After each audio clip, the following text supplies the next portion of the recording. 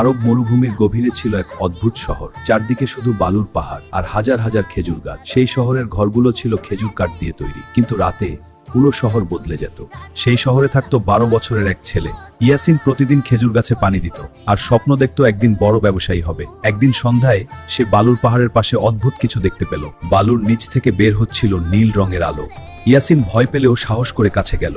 হঠাৎ বালু সরতে শুরু করলো আর নিচে দেখা গেল একটি পুরনো দরজা। দরজার নিচে ছিল আরেকটি শহর, সোনালী দেয়াল, খেজুর বাগান, ঝর্ণা আর হাজার বছর পুরনো মসজিদ। এক বৃদ্ধ ইয়াসিনকে বলল, এই শহর শুধু সৎ মানুষদের জন্য। তুমি চাইলে এইসব স্বর্ণ নিয়ে যেতে পারো, কিন্তু একটা শর্ত আছে, লোভ করা যাবে না। তুমি এই শহরের যোগ্য মানুষ। পরদিন সকালে পুরো শহর আবার বালুর নিচে হারিয়ে গেল, কিন্তু ইয়াসিনের হাতে ছিল সেই ছোট বাক্স। বাক্স খুলতেই দেখা গেল ভেতরে স্বর্ণ নয়, ছিল একটি আয়াত। লোভ মানুষকে অন্ধ করে, কিন্তু সততা মানুষকে সম্মান দেয়।